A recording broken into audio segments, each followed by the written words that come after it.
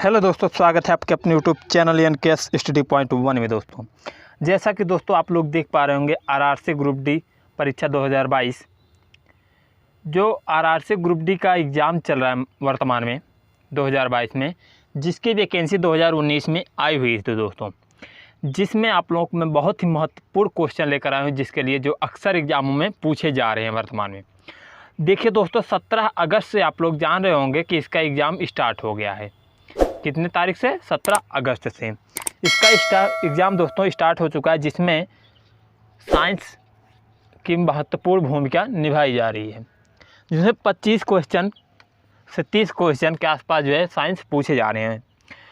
तो मैं आप लोगों को उसी तरह के उसी टाइप के क्वेश्चन लेकर आए हैं जो इस समय वर्तमान में 10 से 12 दिनों में एग्ज़ाम में पूछे गए हैं। उसी संबंधित मैं आप लोगों को क्वेश्चन लेकर आया हूँ इसमें। तो मैं आप लोगों से ये तो गारंटी तो फ़िलहाल नहीं ले सकता, लेकिन हाँ दोस्तों, इतना मैं आप लोगों से ज़रूर कह सकता हूँ कि यदि एग्ज़ाम देने से पहले यदि आप लोग ये वीडियो देख लेते हैं तो उसमें से एग्ज़ाम देने से पहले यदि आप लोग ये वीडियो देख लेते हैं तो साइंस के 2 से 3 क्वेश्चन आप लोगों को फंसना तय है, मिलना तय है। सोच लीजिए दोस्तों, 2 से 3 क्वेश्चन का मतलब है 2 से 3 नंबर। 2 से 30 नंबर का मतलब है दोस्तों कि आप लोग जानते हैं 2 से 3 नंबर यदि आप लोग पा जाते हैं, 2 नंबर से 3 नंबर यदि आप लोग पा जाते हैं तो आप लोग सोच सकते हैं कि कट ऑफ में कितना मायने रखता है सिलेक्शन में। तो आइए चलते हैं उस क्वेश्चन की तरफ जो अक्सर एग्जाम में पूछे जा रहे हैं। मैं आप लोगों को वही क्वेश्चन बताऊँगा जो एग्ज़ाम में पूछे जा रहे हैं। ठीक है दोस्तों, आइए चलते हैं उस क्वेश्चन की तरफ।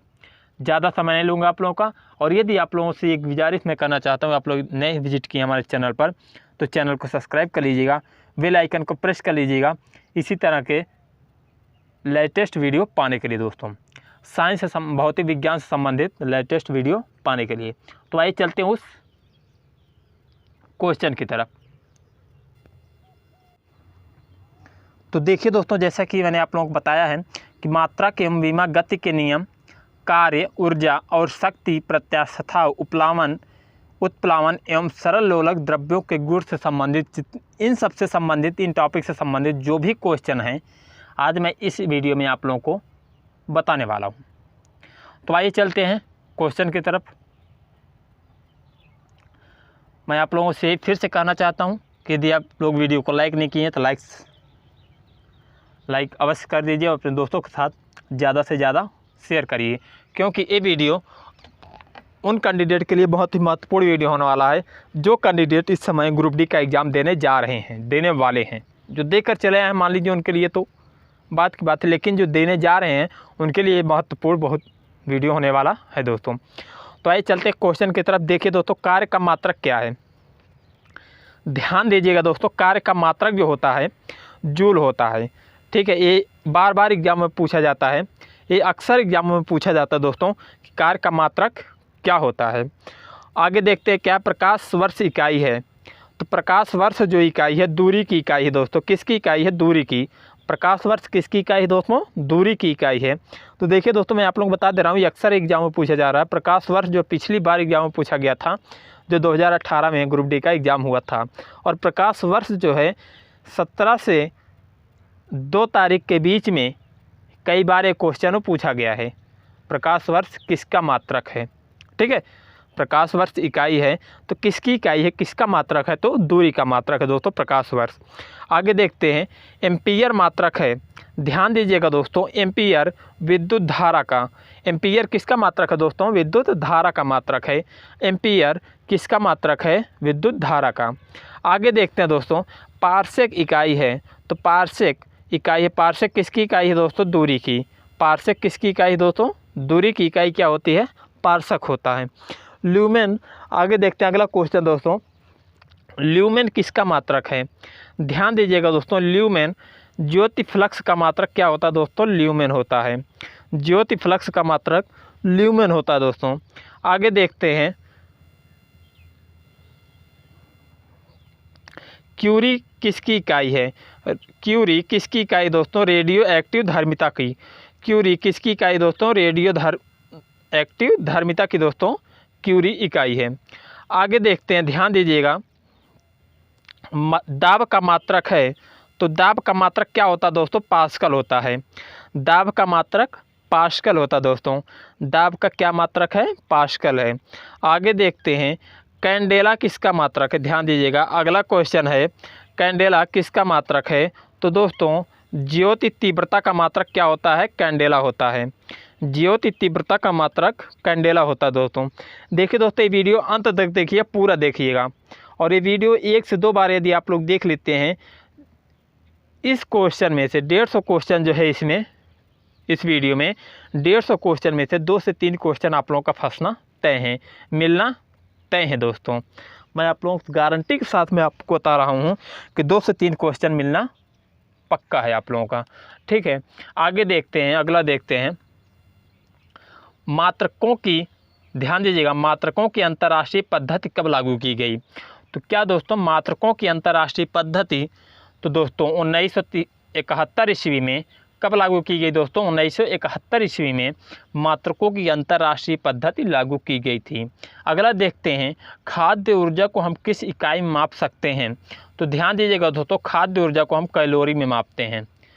खाद्य ऊर्जा को कैलोरी में मापते हैं। कोई भी खाद्य ऊर्जा हो उसको हम कैलोरी में मापा जाता है। अगला क्वेश्चन देखते हैं दोस्तों, विद्युत धारा की इकाई है। तो विद्युत धारा किसकी इकाई दोस्तों? एम्पीयर की। विद्युत धारा दोस्तों एम्पीयर की इकाई है। किसकी इकाई है दोस्तों? एम्पीयर की इकाई है। विद्युत धारा एम्पीयर की इकाई होती है दोस्तों। आगे देखते हैं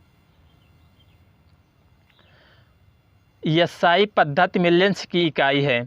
एसआई पद्धति में लेंस की शक्ति की इकाई है। मतलब कि एसआई पद्धति में लेंस की शक्ति का मात्रक क्या होता है दोस्तों? डायोप्टर होता है। क्या होता है दोस्तों? डायोप्टर होता है।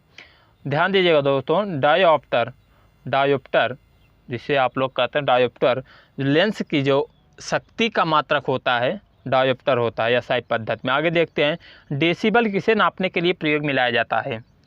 डेसिबल किससे नापने के लिए प्रयोग में लाया जाता है दोस्तों? डेसिबल से हम ध्वनि की तीव्रता मापते हैं। क्या मापते हैं? वातावरण में ध्वनि की तीव्रता हम मापते हैं डेसिबल से।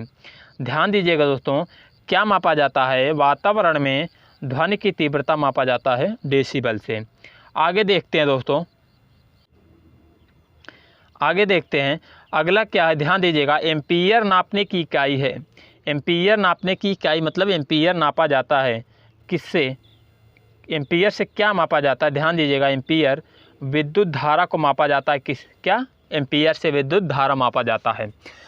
ध्यान दीजिएगा, क्वेश्चन का मतलब क्या? एम्पीयर नापने की इकाई है विद्युत धारा। विद्युत धारा किससे मापा जाता है? एम्पीयर से मापा जाता है। अगला देखते हैं यंग प्रत्यास्थता गुणांक का एसआई मात्रक न्यूटन प्रति मीटर स्क्वायर होता है। यंग प्रत्यास्थता गुणांक का एसआई मात्रक न्यूटन प्रति मीटर स्क्वायर होता है।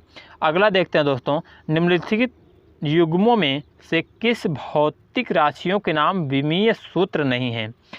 निम्नलिखित युग्मों में, ध्यान दीजिएगा, निम्नलिखित युग्मों में से किस भौतिक राशियों के समान विमीय सूत्र नहीं है दोस्तों?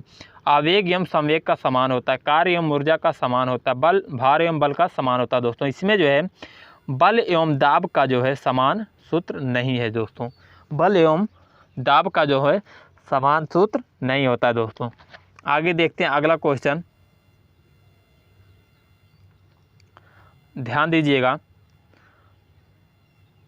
ऊष्मा संवाहकता गुणांक का विमा है। ऊष्मा संवाहकता विमांक का गुणांक का विमा क्या होता है दोस्तों?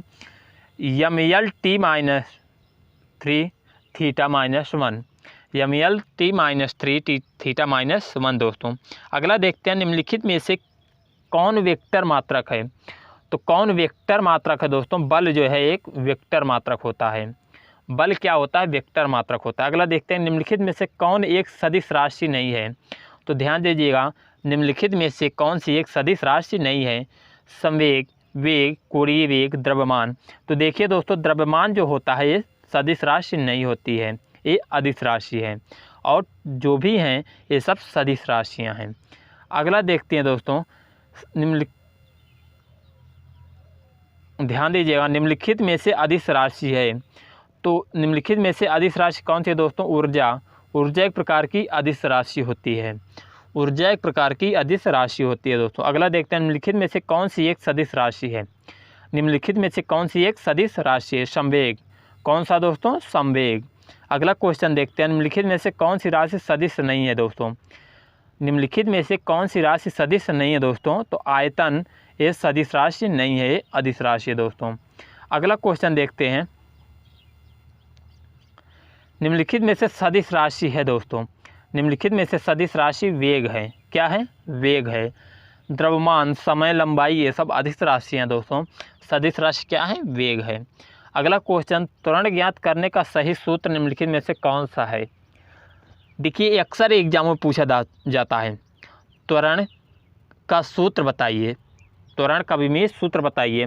तो आप लोग क्या बताएंगे? ए बराबर, ध्यान दीजिएगा, ए बराबर v माइनस यू बटे टी। ए बराबर v मतलब कि अंतिम वेग माइनस प्रारंभिक वेग बटे समय। ए बराबर त्वरण, ए बराबर अंतिम वेग माइनस प्रारंभिक वेग बटे टी, अक्सर एग्जाम में पूछा जाता है दोस्तों। तो ए बराबर v माइनस यू बटे टी होता है। आगे देखते हैं, ध्यान दीजिएगा दोस्तों, अगला क्वेश्चन क्या है, पदार्थ के संवेग और वेग के अनुपात में कौन सी भौतिक राशि प्राप्त की जाती है दोस्तों। ध्यान दीजिएगा, पदार्थ के संवेग और वेग के अनुपात में कौन सी राशि भौतिक राशि प्राप्त की जाती है दोस्तों, तो द्रव्यमान। संवेग और वेग के अनुपात को द्रव्यमान कहा जाता है।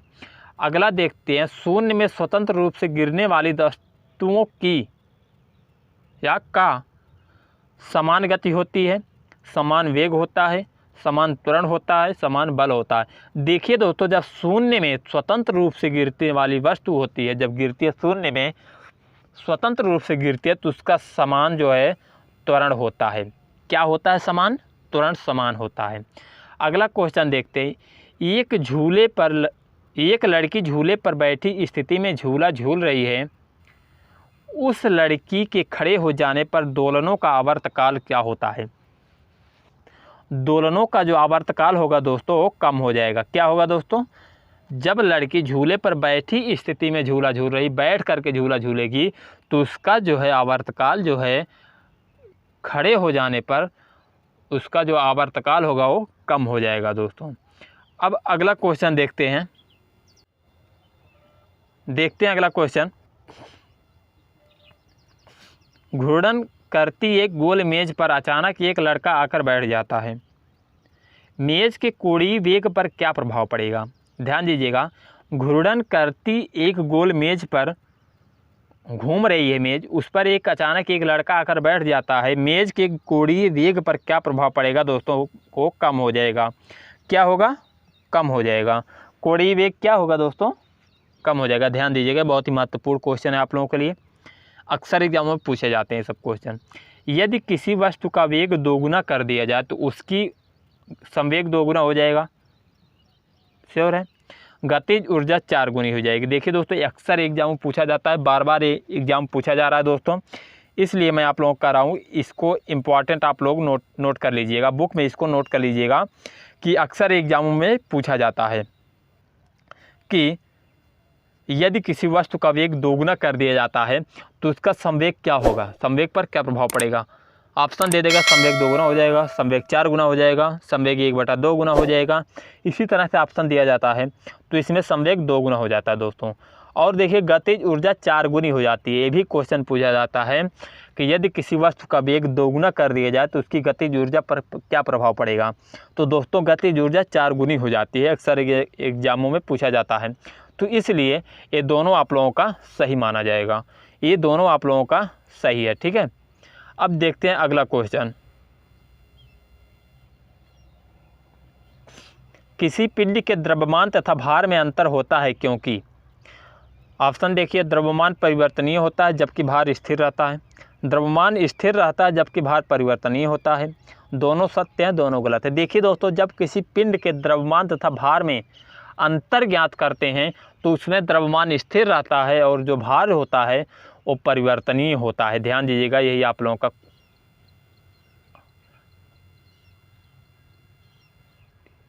क्या है दोस्तों,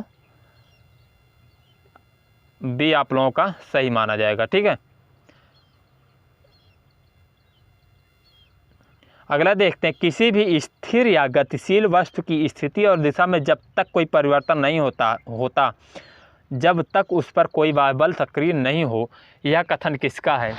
ध्यान दीजिएगा, जब तक किसी भी स्थिर वस्तु पर सक्रिय बल नहीं लगाया जाता है, किसी भी स्थिर गतिशील वस्तु की स्थिति और दिशा में तब तक कोई परिवर्तन नहीं होता है। देखिए, स्थिति और दिशा में तब तक कोई परिवर्तन नहीं होगा जब तक उस पर कोई बल सक्रिय ना हो। तो यह घटन किसने कहा था? न्यूटन का प्रथम नियम। न्यूटन के प्रथम नियम के अनुसार कहा गया है कि जब तक किसी भी वस्तु पर हम बल नहीं लगाएंगे वो आगे नहीं बढ़ेगा। तो वही इसमें पूछा गया है दोस्तों।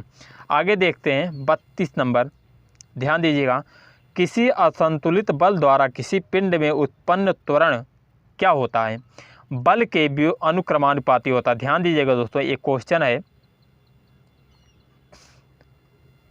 बल के अनुक्रमानुपाती होता है जब किसी असंतुलित बल द्वारा किसी पिंड में उत्पन्न त्वरण बल के अनुक्रमानुपाती होता है दोस्तों। अगला देखते हैं, प्रत्येक क्रिया के बराबर व विपरीत दिशा में एक प्रतिक्रिया होती है। यह न्यूटन का तृतीय नियम है। ध्यान दीजिएगा दोस्तों, क्रिया के बराबर क्रिया मतलब कि क्रिया प्रतिक्रिया विपरीत दिशा में जब, जैसे कि हम मारते हैं किसी भी, ध्यान दीजिएगा दोस्तों, ये क्वेश्चन बहुत ही इंपॉर्टेंट है। इसका ऑप्शन क्या है? न्यूटन के गति का तृतीय नियम। अब इसमें आप लोग ध्यान दीजिएगा कि जब क्रिया के विपरीत क्रिया लगती है, जब भी विपरीत कहा जाए तो इसमें हम न्यूटन का तृतीय नियम लगाएंगे हरदम।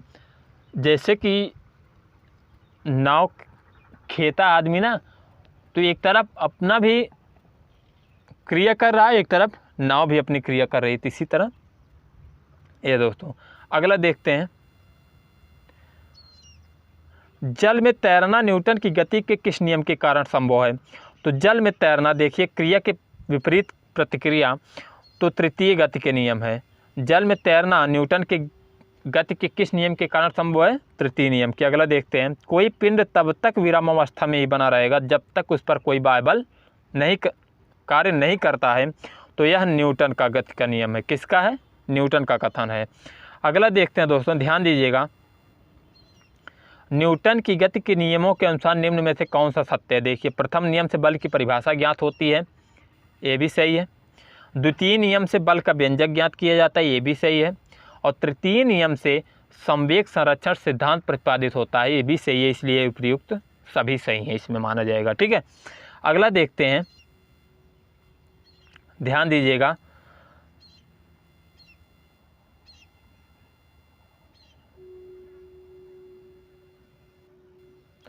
किसी पिंड के उस गुणधर्म को ज्ञात कहते हैं, क्या कहते हैं? ध्यान दीजिएगा, किसी पिंड के उस गुणधर्म को क्या कहते हैं जिससे वह सीधी रेखा में विराम या एक समान गति की स्थिति में किसी भी परिवर्तन का विरोध करती है? तो इसको हम क्या कहते हैं? जड़त्व कहते हैं। क्या कहते हैं दोस्तों? जड़त्व कहा जाता है कि किसी पिंड के उस गुणधर्म को क्या कहते हैं जिससे वह सीधी रेखा में विराम या एक समान गति की स्थिति में किसी भी परिवर्तन का विरोध करती है, उसे जड़त्व कहते हैं।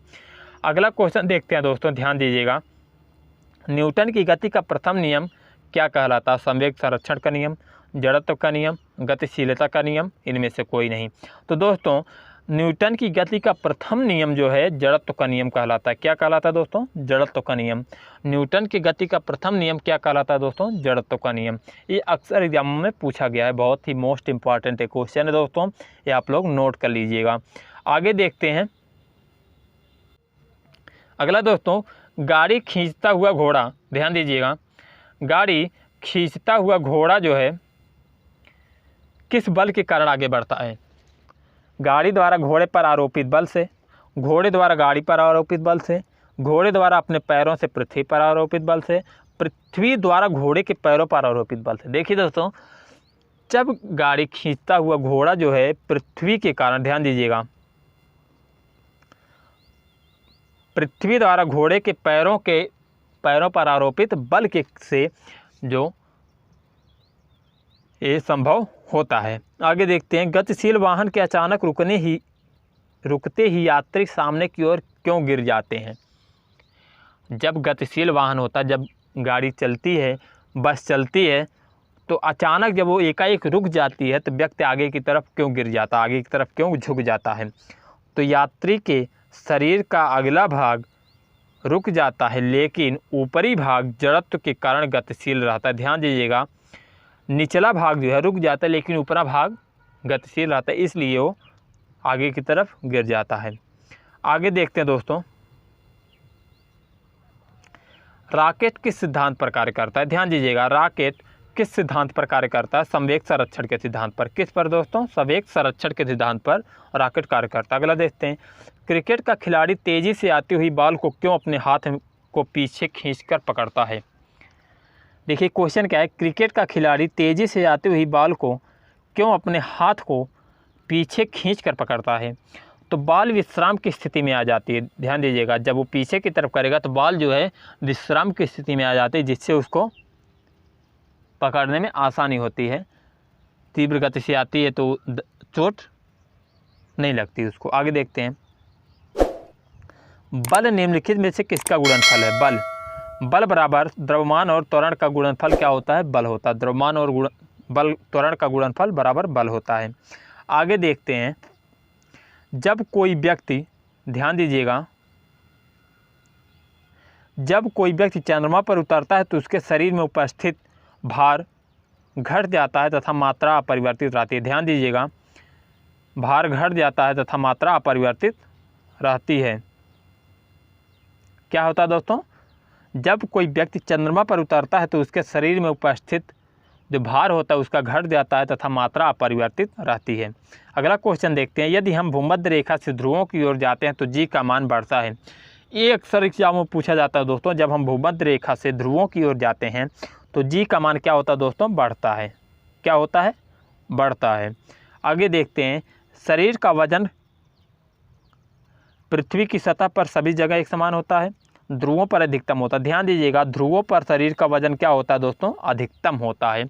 ध्रुवों पर शरीर का वजन अधिकतम होता है दोस्तों। आगे देखते हैं,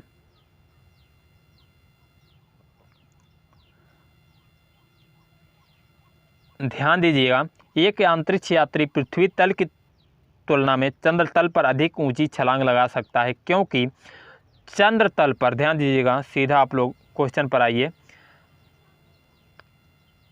चंद्र तल पर गुरुत्वाकर्षण बल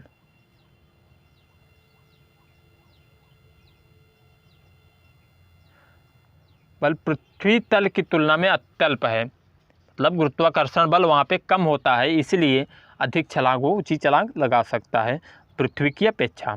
आगे देखते हैं, पहाड़ी पर चढ़ना एक व्यक्ति आगे की ओर झुक जाता है। पहाड़ी पर चढ़ता एक व्यक्ति आगे की ओर झुक जाता है क्योंकि अस्थाई बढ़ाने के लिए। किस लिए, अस्थाई बढ़ाने के लिए, अस्थायित्व जो होता है उसका बढ़ाने के लिए, इसलिए आगे की ओर झुक जाता है। अगला क्वेश्चन देखते हैं, क्या है दोस्तों, जाड़े की रातों में अत्यधिक ठंड पड़ने पर पानी की पाइप फट जाती है, क्यों फटती है। इसका देखते हैं दोस्तों क्वेश्चन। देखिए दोस्तों, एक इसका आंसर जो अगले पेज में चला गया है, मैं आप लोग बता रहा हूँ। जाड़े की रातों में अत्यधिक ठंड पड़ने पर पानी की पाइप फट जाती है, क्यों फट जाती है। आगे देख,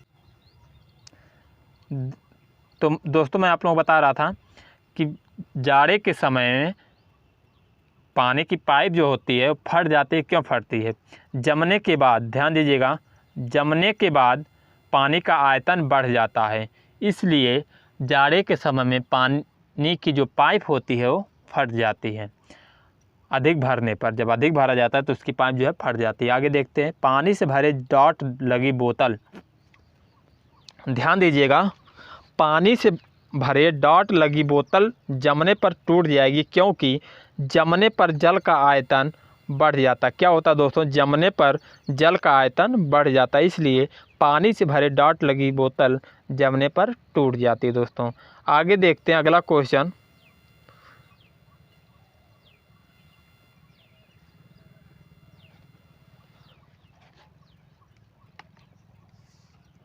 एक बीकर में पानी बर्फ़ तैर रही है, ठीक है, एक बीकर में पानी बर्फ़ तैर रही है। जब बर्फ़ पूर्णतः पिघल जाएगी तो बीकर में पानी का तल क्या होगा, उतना ही रहेगा। ध्यान दीजिएगा दोस्तों, क्या दोस्तों क्या होता है, उतना ही रहेगा। एक बीकर में पानी पर बर्फ़ तैर रही है, जब बर्फ़ पूर्णतः पिघल जाएगी तो बीकर में पानी का तल क्या होगा, बढ़ेगा घटेगा।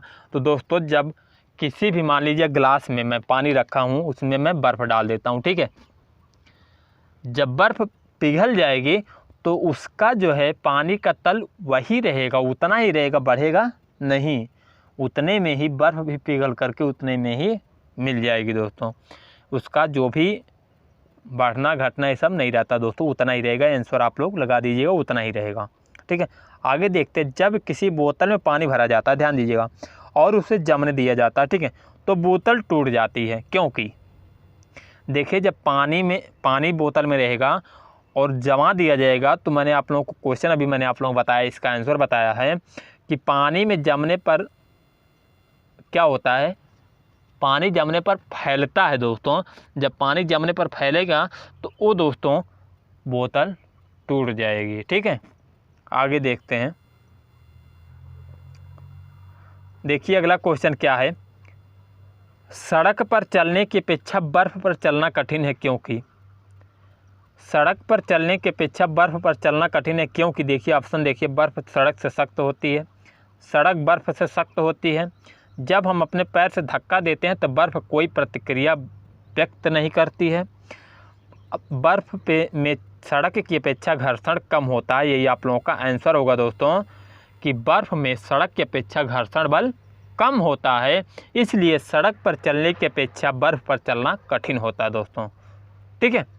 आगे देखते हैं, एक नदी में चलता हुआ जहाज़ समुद्र में आता है, तब जहाज़ का स्तर क्या होगा। जब देखिए नदी में चलेगा तो समुद्र में आएगा, तो जब नदी से समुद्र में आएगा तो उसका जो है दोस्तों स्तर जो है थोड़ा सा ऊपर हो जाएगा। क्या होगा दोस्तों, थोड़ा सा ऊपर हो जाएगा। यदि समुद्र से नदी में आता है तो उसका थोड़ा सा नीचे हो जाता है, ठीक है। आगे देखते हैं, लोहे की कील पारे में तैरती है जबकि यह पानी में डूब जाती है, क्यों। ऑप्शन देखिए, लोहे की पारे से रासायनिक क्रिया की प्रतिक्रिया पानी की तुलना में कम होने के कारण, लोहे का भार पानी से अधिक है तथा पारे से कम है, लोहे का घनत्व पानी से अधिक है तथा पारे से कम है, पारा पानी से भारी। ध्यान दीजिएगा दोस्तों, लोहे की कील पारे में तैरती है जबकि यह पानी में डूब जाती है। आप लोग एक बार प्रैक्टिकल करके देख लीजिएगा। इसका जो आंसर होगा, ध्यान दीजिएगा, लोहे का घनत्व पानी से अधिक तथा पारे से कम होती है। लोहे का घनत्व जो होता है पानी से अधिक होता है तथा पारे से कम होता है दोस्तों, इसलिए लोहे की कील जो होती है पारे में तैरती है और पानी में डूब जाती है दोस्तों, ठीक है। अगला क्वेश्चन देखते हैं, यदि सामान्य पानी में कोई अंडा डाला जाए, ध्यान दीजिएगा, यदि सामान्य पानी में कोई अंडा डाला जाए तो वह डूब जाता है, पर यदि पानी में काफ़ी मात्रा में नमक मिला हुआ हो और उसमें अंडा डाला जाए तो क्या होता है। ध्यान दीजिएगा,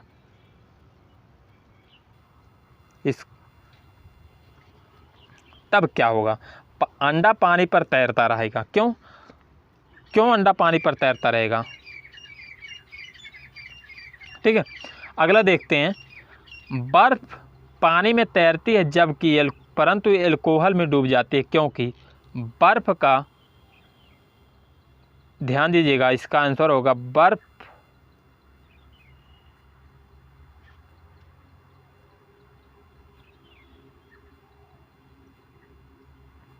तो देखिए दोस्तों क्या है, बर्फ़ पानी में तैरती जबकि अल्कोहल में डूब जाती है, क्योंकि बर्फ़ पानी से हल्की होती है तथा अल्कोहल से भारी होती है। क्या होती है, बर्फ़ पानी से हल्की होती है तथा अल्कोहल से भारी होती है, इसलिए बर्फ़ पानी में तैरती है लेकिन अल्कोहल में डूब जाती है। अगला देखते हैं, स्टील की गोली पारे में तैरती है। ध्यान दीजिएगा, स्टील की गोली पारे में तैरती है, क्यों।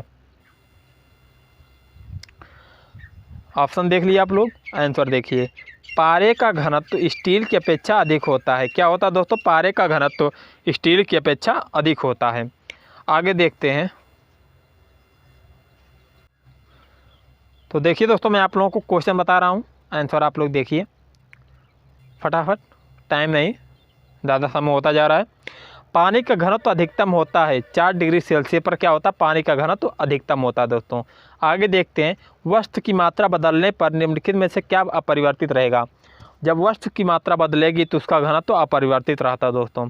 अगला देखते हैं, तैराक को नदी के मुकाबले समुद्री पानी में तैरना आसान क्यों लगता है। तैराक को नदी की अपेक्षा समुद्री पानी में तैरना आसान क्यों लगता है, क्योंकि समुद्र पानी का घनत्व साधारण पानी से ज़्यादा होता है। समुद्री पानी का घनत्व साधारण पानी से अधिक होता है। अगला देखते हैं,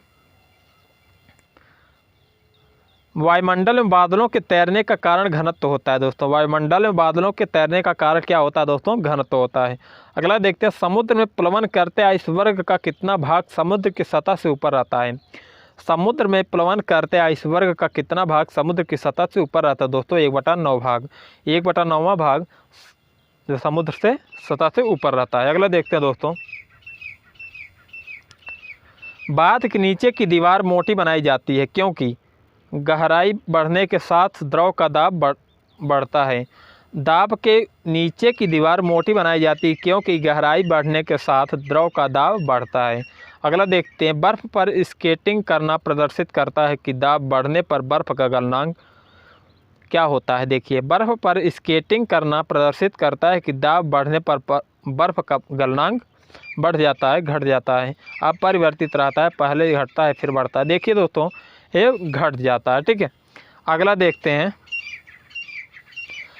भारी हिमखंड की शीर्ष की अपेक्षा निचले तल से पिघलता है क्योंकि निचले तल का दाब अधिक होने के कारण गलनांक घट जाता है। निचले तल का दाब अधिक होने के कारण गलनांक घट जाता है। अगला देखते हैं, बर्फ़ के 2 टुकड़ों को आपस में दबाने पर टुकड़े आपस में चिपक जाते हैं क्योंकि दाब अधिक होने से बर्फ़ का गलनांक घट जाता है। दाब अधिक होने से बर्फ़ का गलनांक घट जाता है, इसलिए जब 2 टुकड़ों को आपस में दबाते हैं तो दोनों टुकड़े आपस में चिपक जाते हैं, ठीक है।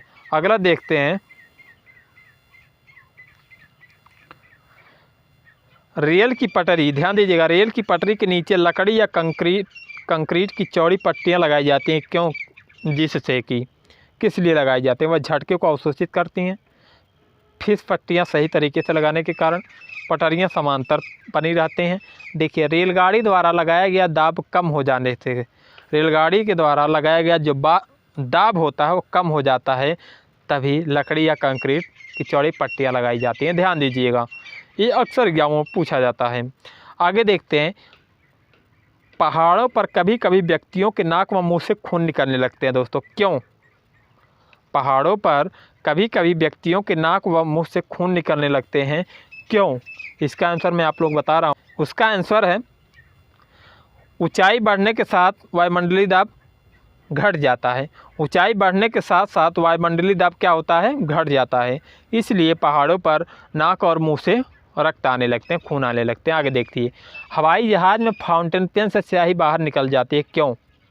ऊंचाई बढ़ने के साथ वायुदाब में कमी आ जाती है, वायुदाब में कमी आ जाती है, इसीलिए हवाई जहाज़ में फाउंटेन पेन से स्याही बाहर निकल जाती है। आगे देखते हैं, यदि पृथ्वी का द्रव्यमान वही रहेगा और त्रिज्या 1% कम हो जाए तो पृथ्वी के तल का जी का मान 2% बढ़ जाएगा।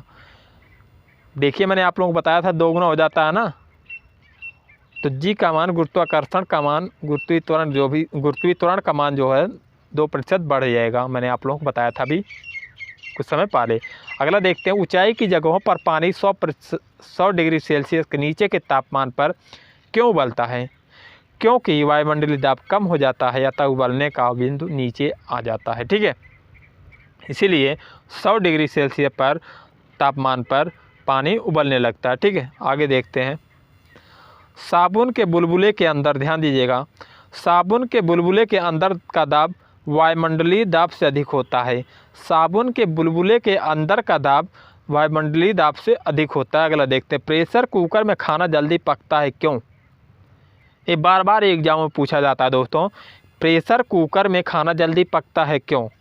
इससे पानी का क्वथनांक बढ़ जाता है। प्रेशर कुकर से पानी का क्वथनांक बढ़ जाता है, इसलिए खाना जल्दी पक जाता है। आगे देखते हैं, वायु दाब मापी की रीडिंग, ध्यान दीजिएगा, वायु दाब मापी की रीडिंग में अचानक गिरावट इस बात का संकेत है कि मौसम, जब अचानक गिरावट आती है तो तूफान आएगा। क्या होगा दोस्तों, ध्यान दीजिएगा, तूफान आएगा। जब धीरे धीरे गिरता है तो ठंडी होगी, ठंड होगा, ठीक है, धीरे धीरे गिरता है तो ठंड होता है, ठीक है ना, बढ़ता है तो गर्मी होती है। आगे देखते हैं अगला क्वेश्चन, उड़ान से पहले हवाई जहाज दौड़ मार्ग पर दौड़ाया जाता है, क्यों? कार्यकारी वायुदाब बढ़ाने के लिए, कार्यकारी वायुदाब बढ़ाने के लिए उसको पहले हवाई दौड़ मार्ग पर दौड़ाया जाता है उसको, ठीक है। अगला क्वेश्चन देखते हैं,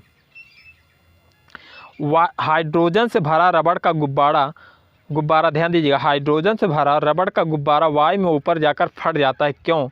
क्योंकि वायुदाब घट जाता है।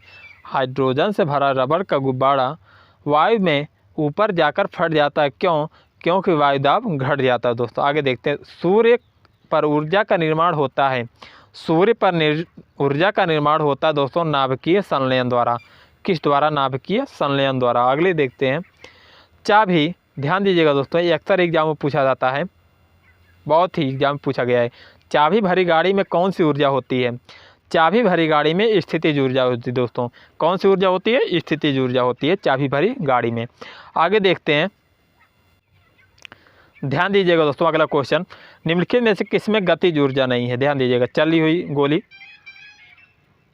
बहता हुआ पानी गतिज ऊर्जा, चलता हथौड़ा गतिज ऊर्जा, खींचा हुआ धनुष, खींचा हुआ धनुष में स्थितिज ऊर्जा होती है दोस्तों, ये गतिज ऊर्जा नहीं होती। अगला क्वेश्चन, जब एक चल वस्तु की गति दोगुनी हो जाती है तो उसकी गतिज ऊर्जा, मैंने आप लोगों को यही बताया अभी कि जब वस्तु की गति दोगुनी हो जाती है तो उसकी गतिज ऊर्जा क्या होगी दोस्तों? चौगुनी हो जाएगी, चारगुनी हो जाएगी, ठीक है। अगला देखते हैं, सीढ़ी पर चढ़ने में अधिक ऊर्जा खर्च होती है क्योंकि व्यक्ति गुरुत्व के विरुद्ध कार्य करता है। सीढ़ी पर चढ़ता है तो व्यक्ति गुरुत्व के विरुद्ध कार्य करेगा, इसलिए उसको अधिक ऊर्जा खर्च करनी पड़ती है। अगला देखते हैं, निम्नलिखित में से कौन सा नियम इस कथन को वैध ठहराता है कि द्रव्य का ना तो सृजन किया जा सकता और ना ही विनाश? तो द्रव्यमान का संरक्षण का नियम जो होता है यही सिद्ध करता है, ठीक है। अगला क्वेश्चन, जब दूध को बिलोया जाता है मतलब कि तो उसमें से मक्खन अलग हो जाता है, किस कारण? केंद्रापसारी बल के कारण, केंद्रापसारी बल के कारण, केंद्रापसारी बल के कारण जब दूध को बिलोया जाता है, उसको मथा जाता है तो मक्खन अलग हो जाता है, ठीक है। आगे देखते हैं, साइकिल चलाने वाला मोड़ लेते समय क्यों झुकता है? साइकिल चलाने वाला मोड़ लेते समय क्यों झुकता है दोस्तों? तो वह झुकता है कि गुरुत्व केंद्र आधार के अंदर बना रहे, वह उसे गिरने से बचाएगा, इसलिए वो झुक जाता है। अगला देखते हैं, दूध से क्रीम निकालने में कौन सा बल लगता है? अपकेंद्रीय बल। दूध से क्रीम निकालने में अपकेंद्रीय बल कार्य होता है, ठीक है, जिसे हम केंद्रापसारी बल भी कहते हैं। आगे देखते हैं,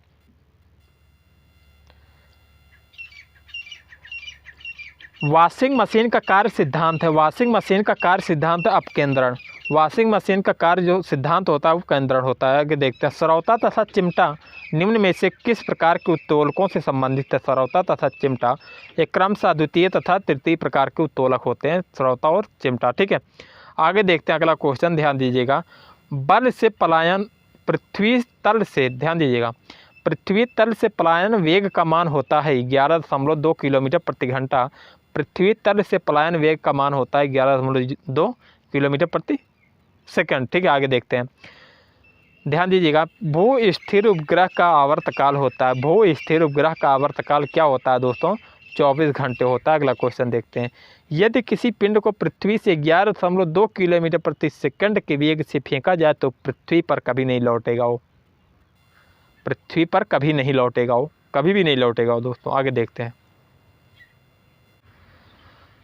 देखिए दोस्तों अगला क्वेश्चन, जब एक पत्थर को चांद की सतह से पृथ्वी पर लाया जाता है तो इसका भार बदल जाएगा परंतु द्रव्यमान नहीं बदलता है दोस्तों। भार बदलता है लेकिन द्रव्यमान वही रहता है दोस्तों जब पत्थर को चांद से पृथ्वी पर लाते हैं। अगला क्वेश्चन देखते हैं, किसी लिफ्ट में बैठे हुए व्यक्ति को अपना भार कब अधिक मालूम हो पड़ता है? कब? जब लिफ्ट त्वरित गति से ऊपर की ओर जा रही हो तब उसका भार अधिक मालूम होता है। अगला क्वेश्चन देखते हैं दोस्तों, एक लिफ्ट में, ध्यान दीजिएगा, एक लिफ्ट में किसी व्यक्ति का प्रत्यक्ष भार वास्तविक भार से कम होता है जब लिफ्ट समान त्वरण के साथ नीचे आ रही हो, त्वरण के साथ नीचे आ रही हो। ठीक है, अगला देखते हैं, निम्नांकित में से कौन सी ऊंचाई भू स्थिर उपग्रहों की है। 3600 किलोमीटर, 36,000 किलोमीटर जो होती है और भू स्थिर उपग्रहों की ऊंचाई होती है दोस्तों। अगला देखते हैं, वह कौन सा बल है जिसके कारण पिंड धरती के केंद्र की ओर खींचा चला जाता है। वह कौन सा बल है जिसके कारण पिंड धरती के केंद्र की ओर खींचा चला जाता है दोस्तों। तो द्रव्यमान। किसके कारण दोस्तों? द्रव्यमान के कारण होता है। आगे देखते हैं, पृथ्वी के गुरुत्वाकर्षण का कितना भाग चंद्रमा के गुरुत्वाकर्षण के सबसे नज़दीक होता है। पृथ्वी के गुरुत्वाकर्षण का कितना भाग चंद्रमा के गुरुत्वाकर्षण के सबसे नज़दीक है। तो दोस्तों 1/6वां, 1/6वां भाग, जिसका जो पृथ्वी पर 1/6, जिसका चंद्रमा पर 1/6 भाग होगा। ठीक है, पृथ्वी पर जो भार रहेगा उसका 1/6 भाग जो है चंद्रमा पर रहता है। ठीक है, अगला क्वेश्चन देखते हैं, लोलक की आवर्तकाल निर्भर करते हैं लंबाई के ऊपर। लोलक की आवर्तकाल किस पर निर्भर करता है? लंबाई के ऊपर। आगे देखते हैं दोस्तों, लोलक घड़ियां जो होती हैं गर्मियों में सुस्त हो जाती हैं, क्यों? लोलक की लंबाई बढ़ जाती है जिससे इकाई दोलन में लगा हुआ समय बढ़ जाता है। ठीक है, आगे देखते हैं, तो देखिए दोस्तों क्या है, किसी सरल लोलक की लंबाई 4% बढ़ा दी जाए तो उसका आवर्तकाल 2% बढ़ जाएगा। क्या होगा दोस्तों? 2% बढ़ जाएगा। अगला देखते हैं, यदि लोलक की लंबाई 4 गुनी कर दी जाए तो लोलक के झूलने का समय 2 गुना हो जाएगा। देखिए मैं आप लोग बताया हूँ कि 4% जब बढ़ाएगी 2% बढ़ जाएगा उसका आवर्तकाल। उसी तरह से जब लंबाई 4 गुनी की जाएगी तो उसके लोलक के झूलने का समय होगा 2 गुना हो जाएगा। ठीक है, आगे देखते हैं, एक कण का द्रव्यमान m तथा संवेग p है तो इसकी गतिज ऊर्जा p²/2m होता है। p²/2m होता है इसकी गतिज ऊर्जा। ठीक है, अगला देखते हैं, ध्यान दीजिएगा, क्या है, हुक का नियम निम्नलिखित में से किससे संबंधित है। तो हुक का नियम होता है प्रत्यास्थता से संबंधित हुक का नियम होता है दोस्तों। ठीक है, आगे देखते हैं, तो देखिए दोस्तों, तेल जल के तल पर फैल जाता है क्यों? तेल का पृष्ठ तनाव जल से कम होता है इसलिए तेल जल के तल पर फैल जाता है। अगला देखते हैं, द्रव की बूंद की आकृति गोलाकार होने का कारण पृष्ठ तनाव के कारण द्रव की बूंद आकृति गोलाकार होती है। अगला क्वेश्चन देखते हैं दोस्तों, स्थिर पानी में मिट्टी का तेल डालने पर मच्छर कम होते हैं क्योंकि? यह स्थिर पानी में मिट्टी का तेल डालने पर मच्छर कम होते हैं क्योंकि यह लार्वा के सांस में बाधा डालता है। कौन सा? मिट्टी का तेल। देखिए दोस्तों, यह लार्वा के सांस में बाधा डालता है। अगला देखते हैं, पानी से निकालने पर शेविंग ब्रश के बाल आपस में चिपक जाते हैं, इसका कारण है पृष्ठ तनाव के कारण। ठीक है, अगला देखते हैं, स्थिर गति से जा रही खुली कार में बैठा एक बालक गेंद को हवा में सीधे ऊपर फेंकता है, क्यों? गेंद गिरती है उसके हाथ में। ध्यान दीजिएगा, स्थिर गति से जा रही खुली कार में बैठा एक बालक गेंद को हवा में सीधे ऊपर फेंकता है, गेंद सीधी गिरती है। कहाँ गिरती है? इसके हाथ में गिरेगी। ठीक है, सुई का पानी के ऊपर तैरने का कारण पृष्ठ तनाव के कारण सुई पानी के ऊपर तैरती है दोस्तों। अगला देखते हैं, कपूर के छोटे छोटे टुकड़े जल की सतह पर क्यों नाचते हैं? पृष्ठ तनाव के कारण।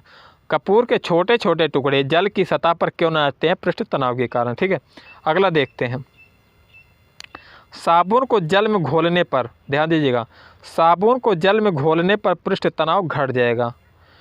अंतरिक्ष यात्री अंतरिक्ष में सीधे खड़े नहीं रह सकते क्योंकि गुरुत्व नहीं होता है। अंतरिक्ष यात्री अंतरिक्ष में सीधे क्यों नहीं खड़े हो सकते? क्योंकि यहाँ पे गुरुत्व नहीं रहता दोस्तों। अगला देखते हैं, यदि केशनली का व्यास दोगुना कर दिया जाए तो इसमें चढ़ने वाले जल सतह की ऊंचाई आधी रह जाएगी। यदि केशनली का व्यास दोगुना कर दिया जाए तो इसमें चढ़ने वाले जल सतह की ऊंचाई आधी रह जाएगी। अगला देखते हैं, श्यानता की इकाई है पाई जूली श्यानता की इकाई होती है, श्यानता की मात्रक होती है। अगला देखते हैं दोस्तों, लैंप, ध्यान दीजिएगा, लैंप की बत्ती में तेल चढ़ता है केशिकत्व क्रिया के कारण। लैंप की बत्ती में तेल चढ़ता है क्योंकि केशिकत्व क्रिया के कारण। पानी में लोहे की सुई डूब जाती है लेकिन जहाज तैरता है, यह किस सिद्धांत पर आधारित है? पानी में लोहे की कील डूब जाती है लेकिन जहाज तैरता है, यह किस सिद्धांत पर आधारित है? आर्किमिडीज का सिद्धांत। किस सिद्धांत पर दोस्तों? आर्किमिडीज का सिद्धांत। अगला देखते हैं, आर्किमिडीज का नियम निम्नलिखित में से किससे संबंधित है? प्लवन का नियम। प्लवन का नियम। आर्किमिडीज का नियम निम्नलिखित में से किससे संबंधित दोस्तों? प्लवन का नियम से संबंधित। अगला देखते हैं, तो देखिए दोस्तों अगला क्वेश्चन क्या है। जब कोई वस्तु किसी द्रव में पूर्णतः या आंशिक रूप से डुबाई जाती है तो उसके भार में कुछ कमी प्रतीत होती है तथा उसके भार में आभासी कमी उस वस्तु के द्वारा हटाए गए द्रव के भार के बराबर होती है। यह सिद्धांत है तो आर्किमिडीज का सिद्धांत। या किसका सिद्धांत दोस्तों? आर्किमिडीज का सिद्धांत है। तो देखिए दोस्तों, आप लोग क्वेश्चन वीडियो पूरा देखिएगा, अंत तक देखिएगा। इसका जो PDF होगा मैं आप लोग को डिस्क्रिप्शन लिंक में लिंक डाल दूंगा, ठीक है? वहाँ से आप लोग इसका PDF पा सकते हैं, आप लोग ले सकते हैं, ठीक है? अगला देखते हैं, द्रव में आंशिक या पूर्णतः डुबोई गई हुई किसी ठोस द्वारा प्राप्त उछाल की मात्रा निर्भर करती है ठोस द्वारा हटाए गए द्रव की मात्रा पर। किस पर दोस्तों? ठोस द्वारा हटाए गए द्रव की मात्रा पर। अगला देखते हैं, कोई भी नाव, ठीक है ध्यान दीजिएगा, कोई भी नाव डूब जाएगी यदि वह पानी हटाती है अपने आयतन के बराबर। जब वो पानी हटाएगी तो नाव डूब जाएगी। अगला देखते हैं, महान वैज्ञानिक आर्किमिडीज निम्नलिखित में से किस देश से संबंधित है? दोस्तों ग्रीस से हैं। पावर का शक्ति का एसआई मात्रक वाट किसके समतुल्य है? किलोग्राम मीटर स्क्वायर प्रति सेकंड स्क्वायर, ठीक है? किलोग्राम मीटर स्क्वायर प्रति सेकंड क्यूब, प्रति सेकंड क्यूब होता है दोस्तों। आगे देखते हैं, भारहीनता की अवस्था में एक मोमबत्ती की ज्वाला का आकार हो जाएगा, वही रहेगा। क्या होगा दोस्तों? वही रहेगा। भारहीनता की अवस्था में एक मोमबत्ती की ज्वाला का आकार वही रहता है दोस्तों। आगे देखते हैं, एक केस नली में जल की अपेक्षा एक तरल अधिक ऊंचाई तक चढ़ता है, इसका कारण दोस्तों तरल का, ध्यान दीजिएगा, तरल का पृष्ठ तनाव जल की अपेक्षा अधिक है। एक केस नली में जल की अपेक्षा एक तरल अधिक ऊंचाई तक चढ़ता है, इसका कारण है तरल का पृष्ठ तनाव जल की अपेक्षा अधिक होता है। आगे देखते हैं,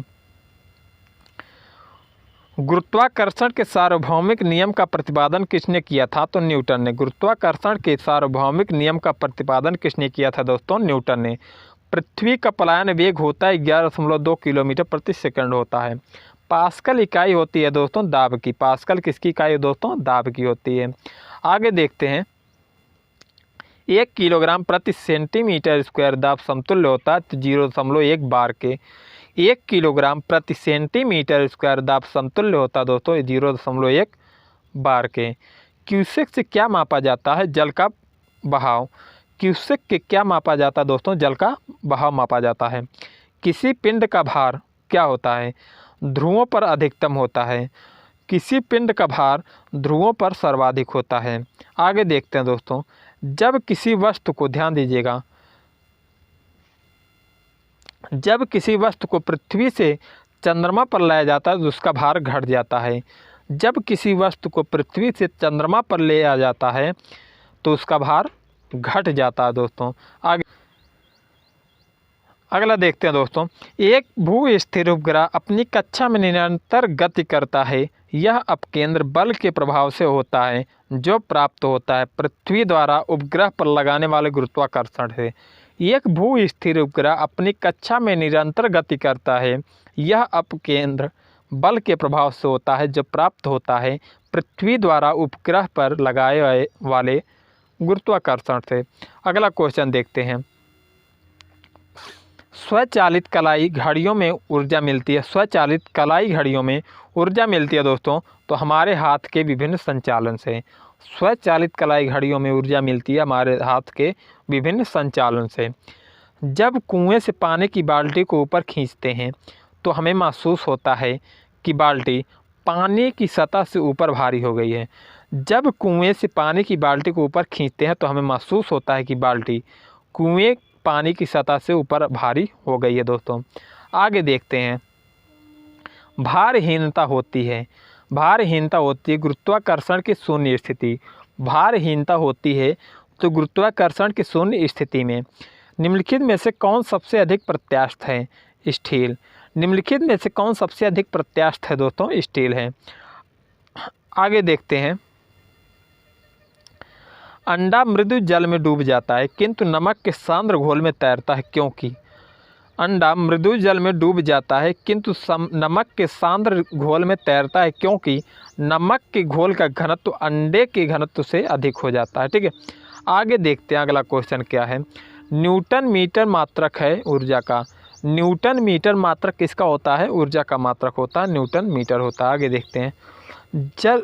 ध्यान दीजिएगा, जड़त्व आघूर्ण बराबर है, जड़त्व आघूर्ण बराबर है 2ke बटे ओमेगा स्क्वायर। 2ke बटे ओमेगा स्क्वायर होता है। अगला देखते हैं दोस्तों, ध्यान दीजिएगा। चंद्रमा पर वायुमंडल नहीं है, क्योंकि? यहाँ पर परमाणुओं का पलायन वेग उसके वर्ग माध्य मूल से कम है। क्या दोस्तों? चंद्रमा पर वायुमंडल नहीं है क्योंकि यहाँ पर परमाणुओं का पलायन वेग उसके वर्ग माध्य मूल से कम होता है। दोस्तों आगे देखते हैं। एक हार्स पावर कितने वाट के बराबर होता है? एक हार्स पावर कितने वाट के बराबर होता है दोस्तों? 746 वाट के। एक हार्स पावर बराबर कितने वाट के होता है दोस्तों? 746 के। आगे देखते हैं अगला क्वेश्चन। भिन्न भिन्न द्रव्यमान के दो पत्थरों को एक भवन के शिखर से गिराया जाता है तो? देखिए ध्यान दीजिएगा, भिन्न भिन्न द्रव्यमान के दो पत्थरों को एक भवन के शिखर से एक साथ गिराया जाता है तो क्या होता है? इसका आंसर देखते हैं। तो देखिए दोस्तों, इसका आंसर ये है, दोनों पत्थर ज़मीन पर एक साथ पहुंचेंगे। दोनों पत्थर ज़मीन पर एक साथ पहुंचेंगे। भिन्न भिन्न स्थानों से एक ही वजन के दो पत्थर गिराए जाते हैं तो दोनों पत्थरों ज़मीन पर एक साथ पहुंचते हैं। दोस्तों अगला देखते हैं। निम्नलिखित में से किस द्रव का घनत्व सबसे कम है? तो पेट्रोल का। निम्नलिखित में से किस द्रव का घनत्व सबसे कम है दोस्तों? तो पेट्रोल का। आगे देखते हैं। बर्नौली प्रमेय आधारित है, अक्सर एग्जाम में पूछा जाता है दोस्तों, इसको आप लोग नोट कर लीजिएगा कि बर्नौली प्रमेय आधारित है तो ऊर्जा संरक्षण पर। किस पर दोस्तों? ऊर्जा संरक्षण पर। आगे देखते हैं। ब्लॉटिंग पेपर द्वारा स्याही के सोखने में शामिल है। ब्लॉटिंग पेपर द्वारा स्याही के सोखने में शामिल है तो किसकी अभिक्रिया परिघटना? किसकी अभिक्रिया परिघटना जो होती है ब्लॉटिंग पेपर द्वारा स्याही के सोखने में शामिल होता है। दोस्तों अगला क्वेश्चन देखते हैं। एक गेंद को 36 से कितने कोण पर फेंकें कि यह अधिकतम दूरी तय कर सके? क्या हो दोस्तों? ध्यान दीजिएगा, एक गेंद को 36 से कितने कोण पर फेंके कि यह अधिकतम क्षैतिज दूरी तय कर सके? ठीक है, तो 45 डिग्री। 45 डिग्री पर फेंकने पर यह अधिकतम दूरी तय कर सकता है। आगे देखते हैं दोस्तों। एंगस्ट्रॉम मापता है, एंगस्ट्रॉम मापता है तरंगदैर्घ्य। एंगस्ट्रॉम मापता क्या दोस्तों? तरंगदैर्घ्य मापता। ठीक है, तो देखिए दोस्तों, ये हमारा रहा आज के इस वीडियो में 150 क्वेश्चन, जो आप लोगों के लिए बहुत ही महत्वपूर्ण क्वेश्चन थे। इसमें से यदि आप लोग ये वीडियो पूरा देख लिए होंगे तो आप लोग इस वीडियो से आप लोगों को 1 से 2 क्वेश्चन, 2 से 3 क्वेश्चन मिलना तय ही तय हैं इस बार ग्रुप डी के एग्ज़ाम में। तो इसी तरह के इस चैनल के माध्यम से आप लोगों को साइंस के जो भी वीडियो क्वेश्चन होंगे, महत्वपूर्ण क्वेश्चन होंगे, आप लोगों के लिए आप लोगों के पास पहुंचाया जाता रहेगा। तो मैं आप लोगों से यही रिक्वेस्ट करता हूं कि यदि आप लोग हमारे चैनल पर नए विजिट किए तो चैनल को सब्सक्राइब कर लीजिएगा और बेल आइकन को प्रेस कर लीजिएगा ग्रुप डी से संबंधित साइंस के क्वेश्चन पाने के लिए दोस्तों। और यदि ये वीडियो आप लोगों को अच्छी लगी हो तो एक लाइक कर दीजिएगा और कमेंट अवश्य करिएगा दोस्तों, और अपने दोस्तों के साथ ज़्यादा से ज़्यादा शेयर करिएगा, क्योंकि दोस्तों ये आप लोगों के लिए बहुत ही महत्वपूर्ण वीडियो था, बहुत ही ज़रूरी क्वेश्चन थे आप लोगों के लिए। ठीक है, तो मैं आप लोगों से यही कह रहा हूँ कि एग्ज़ाम देने जा रहे हैं यदि आप लोग, तो इसके पहले आप लोग ये वीडियो 1 से 2 बार अवश्य देख लीजिएगा। यदि आप लोग पढ़ाई नहीं किए हैं इसमें इस टॉपिक से, तब भी आप लोगों का क्वेश्चन मिलना तय है, फंस जाएगा। 1 से 2 क्वेश्चन मिल जाएगा, और 1 से 2 क्वेश्चन आप लोग जानते हैं कितना मायने रखता है कंपटीशन में। ठीक है, तो बने रहिए। हमारे अगले वीडियो पाने के लिए चैनल को सब्सक्राइब कर लीजिए, बेल आइकन को प्रेस कर लीजिए। धन्यवाद। जय हिंद दोस्तों।